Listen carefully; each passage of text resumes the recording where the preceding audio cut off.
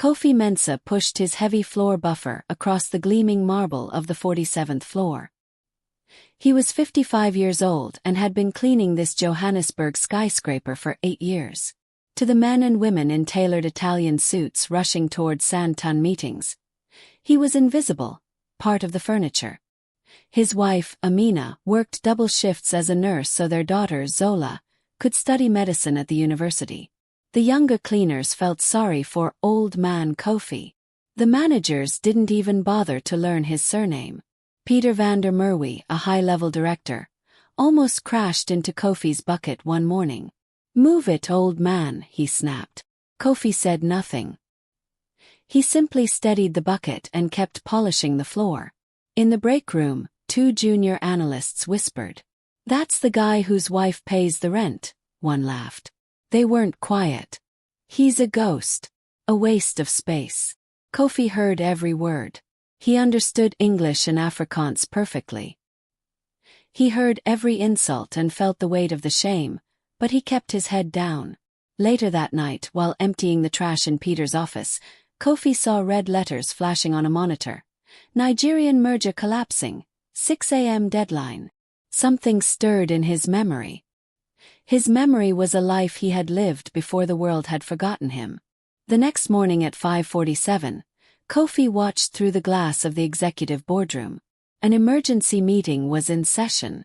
Peter was pacing like a caged leopard. The company's multi-billion rand merger with Okonkwo Industries in Lagos was falling apart. It was a deal worth 4 billion rand. The South African team was in disarray, and the Nigerian partners were enraged. "They won't take our calls," Peter yelled at his team. The translator said the language was fine, but Chief Okonkwo looked like he wanted to declare war. "We are missing something massive." Kofi wiped the coffee station outside the room.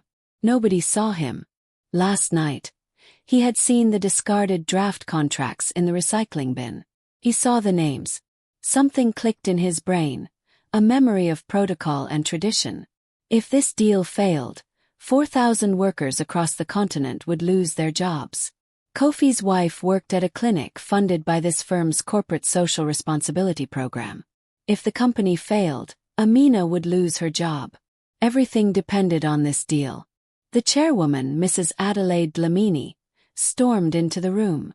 "The chief sent one message through his aide," she said. "The word is insult. Could someone please determine what we might have done incorrectly? We have 6 hours before they fly back to Lagos." The team worked frantically. They checked every decimal point in the spreadsheets. They reviewed every email. They found nothing. The translator swore there was no linguistic error. The cultural consultant insisted they had followed every modern business rule. Kofi cleaned the coffee machine nearby. His hands were shaking. He had spent 8 years trying to stay invisible because it was safer that way. But he had seen the mistake in those thrown-away papers. The name was a disaster. "We addressed everything to Chief Aliyu Okonkwo," a young analyst said. "That's his name on the passport." "It's right, isn't it?" The consultant nodded. "Chief Aliyu Okonkwo. Yes, that is correct." Kofi's rags stopped moving. His heart pounded against his ribs. That wasn't correct at all. Peter slammed his laptop shut. "I'm calling the board. We're finished. Start drafting the retrenchment notices for the manufacturing plants. Devastation would befall 4,000 families. Kofi's own family would lose their future. But if he spoke, they would mock him. They would push him back into the shadows. Peter reached for his phone. Kofi's voice, quiet but steady, broke the silence. "Excuse me, sir." Everyone froze. Peter looked up. His face twisted in confusion, as if a chair had just started talking. "What?" he said sharply. Kofi's throat felt like he had swallowed dry sand. "Name. In your documents, you have insulted his ancestors." "Who the hell, security? Why is the janitor still in the room?" Mrs. Dlamini raised her hand. "Wait, what did you just say, Baba?" Kofi forced himself to step into the light. "You addressed him as Chief Aliyu Okonkwo. But Aliyu was his father. In his lineage, When a son takes the stool of his father, he takes a new title. He is now Chief Obinna Okonkwo. By calling him Aliyu, you are telling him he is still a child standing in his father's shadow. You are telling him he has no power of his own. Nobody spoke. That's ridiculous, Peter said. It's a legal name. In the kingdom of his people, honor is the law, Kofi said quietly. Adelaide's eyes sharpened. Check the Nigerian Chieftaincy Gazette. Now. The analyst typed furiously. 20 seconds later, his face went ashen. Oh my God. He's right. He officially took the name Obinna during his coronation last year. The legal records were updated, but our database used his old birth name. The room exploded. How did our consultants miss this? The legal team should have verified the title. We've been calling him a child for 3 weeks. Adelaide raised her hand for silence. He turned to Kofi. How did you know this, Mr. Mensah? Kofi said. I lived in Lagos for 12 years. A long time ago. Doing what? I was a diplomat. International trade and cultural relations. His voice was barely a whisper. I studied at the University of Ibadan and later at Oxford. Peter laughed, a harsh, ugly sound. The janitor went to Oxford. That's impossible. You're a refugee cleaning floors. That is why he is going to fix this, Adelaide interrupted. She stared at Kofi. You are going to help us write the apology. In his language. The right way. And if the chief agrees to a final call, you will be on that screen. Kofi felt the room spinning. For 8 years he had been a ghost. Now every eye was on him. There is one more problem, Kofi added. Your profit split is 4.4%. In his region, the number 4 is associated with the 4 corners of a coffin. You have offered him a dead deal.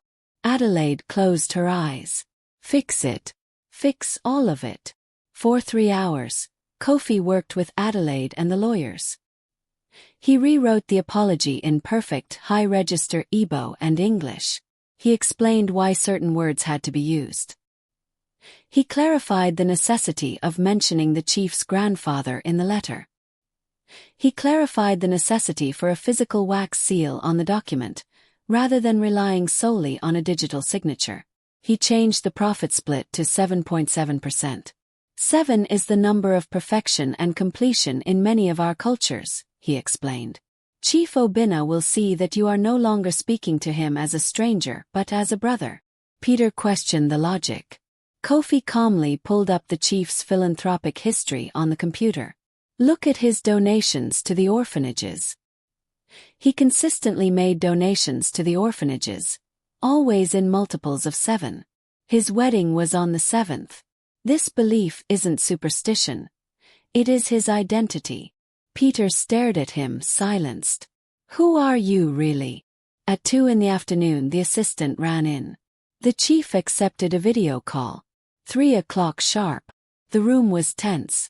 Kofi sat beside Adelaide, still wearing his blue cleaning overalls. Peter stood at the back, fuming. When Chief Obinna's face appeared on the screen, looking cold and ready to end the meeting, Kofi stood and bowed. Not a subservient bow, but a bow of deep cultural respect. Obi, Kofi said in flawless, melodic Igbo. We have walked like men with dust in our eyes. Please, let us wash them so we may see the future together. The chief's face was a mask of stone. Then he leaned forward. Who is this man who speaks with the tongue of the elders? You were not in the Johannesburg delegation. Kofi's voice was steady. He spoke in Igbo while a translator whispered to Adelaide. I am Kofi Mensah. I graduated in 1990. I served under Minister Adeyemi for many years. He paused. Your father, the late Chief Aliyu, was a friend to my father in Accra. They traded cocoa and wisdom. The chief's eyes went wide. Your father taught me that a bridge is only as strong as the respect between the two banks, Kofi continued. When the political winds changed in my country and I had to leave, I lost my titles. But I never lost the lessons your father taught me. Kofi looked down at his rough hands. I clean floors now. But I still know the value of a name. The room was so quiet you could hear the hum of the air conditioner. The chief's hard expression softened into something resembling a smile. My father spoke of a brilliant young Ghanaian who understood the heart of West Africa.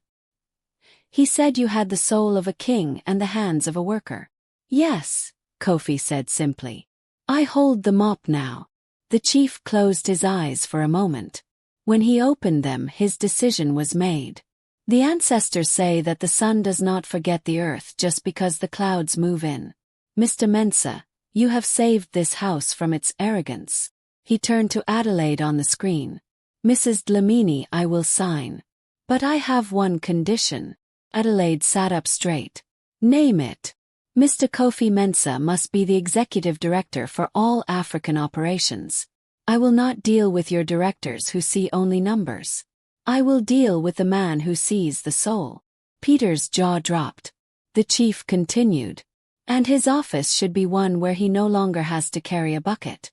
I suggest a salary that reflects his Oxford education and his years of humble observation. Adelaide didn't hesitate. Agreed. It is done. Kofi's hand shook. Obi, I don't know what to say. This is not a gift, Kofi, the chief said gently. This is Ubuntu.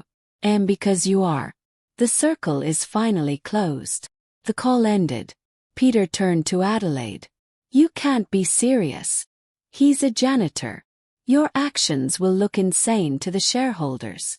Adelaide looked at Peter with pure ice in her eyes. He just saved us 4 billion rand. You almost lost us everything. Pack your things, Peter. That night, Kofi sat in his small house in Soweto, still in his blue overalls. He stared at the formal appointment letter on his phone. Amina read it over his shoulder, her hand on his trembling shoulder. 3 million rand a year, she whispered. Kofi. We can pay for Zola's residency. You can finally stop. I was never ashamed of the cleaning, Amina, Kofi said quietly. I was only ashamed that the world had closed its eyes to who I was. Zola called from Cape Town, crying with pride. Dad, you're the director. You're really the director. But later, as the city grew quiet, Kofi lay awake. For 8 years, he had been safe in his invisibility. Now he would have to walk back into the world of power. The people who had laughed at him would have to report to him. His phone buzzed. A message from an unknown Nigerian number. The baobab tree grows slowly, but its shadow covers the whole village. Rise, my brother. Africa is waiting. Kofi replied. I will lead with the heart of a servant. Monday morning, 8:47. Kofi Mensah walked through the marble lobby wearing a tailored charcoal suit, a silk tie Zola had sent him, and shoes that shone like glass. The security guard Saifo stared. Mr. Kofi. Is that you, Baba? Good morning, Saifo, Kofi said with a warm smile. He knew the names of every guard, every cook, and every cleaner in the building. On the 47th floor, the young analysts who had mocked him were deathly silent. He walked past them to his new office. It was the large corner suite, the one that used to belong to Peter. Peter was in the doorway, clutching a box of his belongings.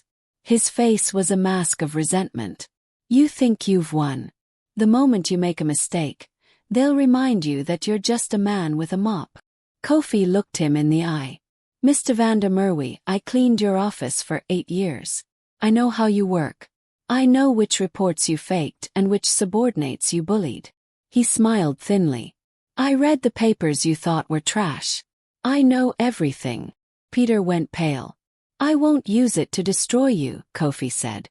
But remember, the people you don't see are the ones who see you most clearly. After Peter left, Adelaide walked in. Welcome, Director Mensah. We have work to do. Could you please share some details about the text you sent to the chief? What didn't we know?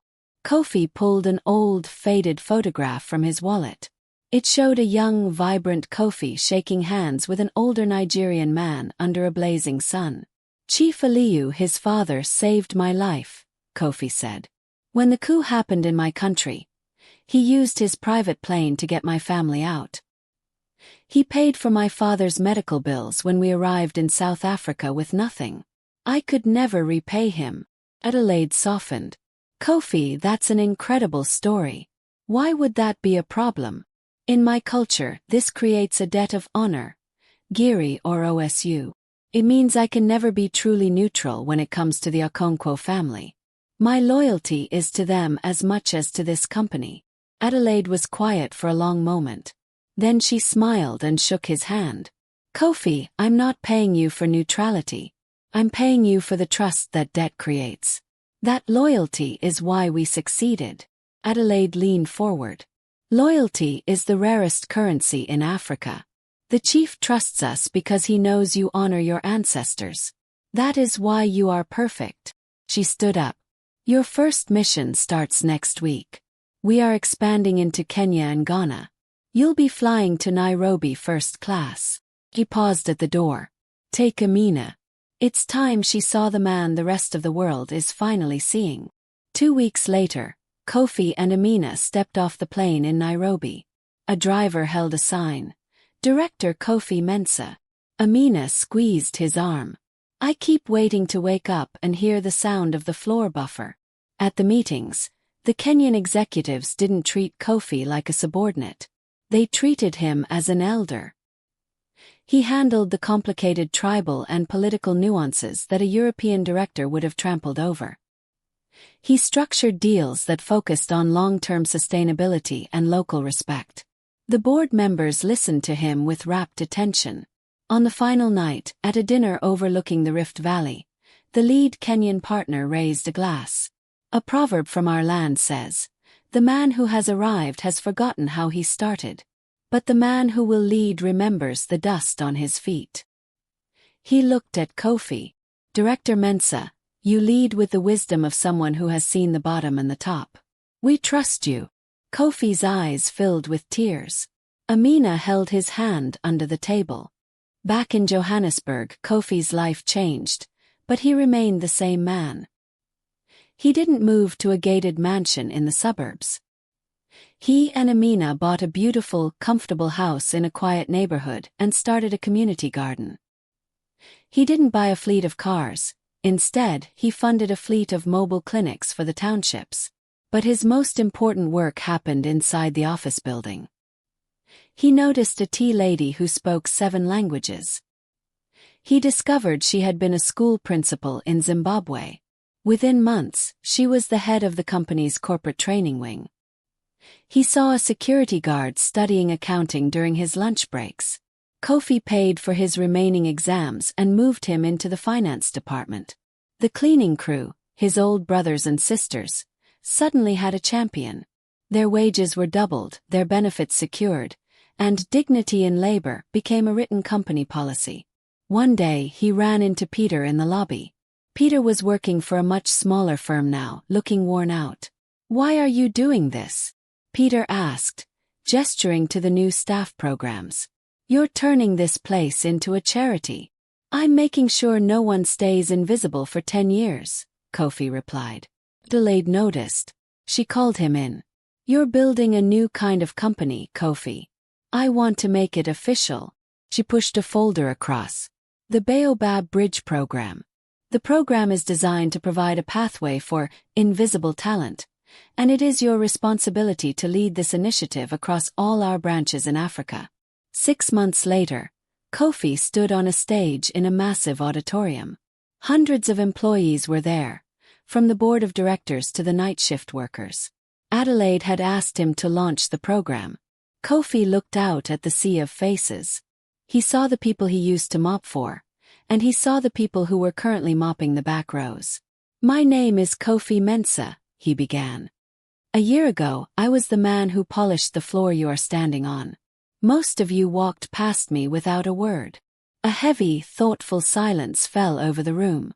I want to tell you what I learned from the floor, he said, his voice booming. The person who cleans your desk might be a scientist. The man who guards the gate might be a poet.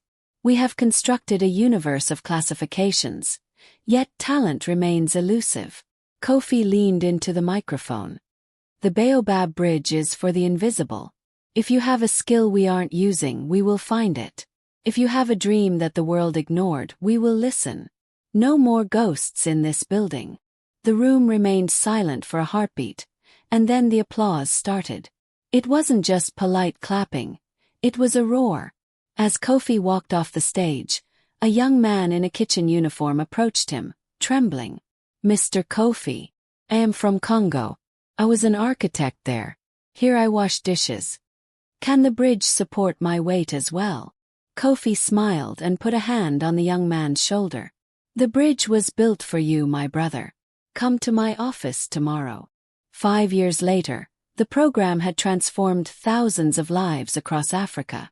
It established itself as the benchmark for corporate leadership. Kofi kept one photo on his desk, a picture of him in his old blue overalls, standing between Adelaide and Chief Obinna. Below it, the caption read, "Ubuntu, I am because we are." He never forgot the sound of the floor buffer, and because he remembered, the world would never forget him.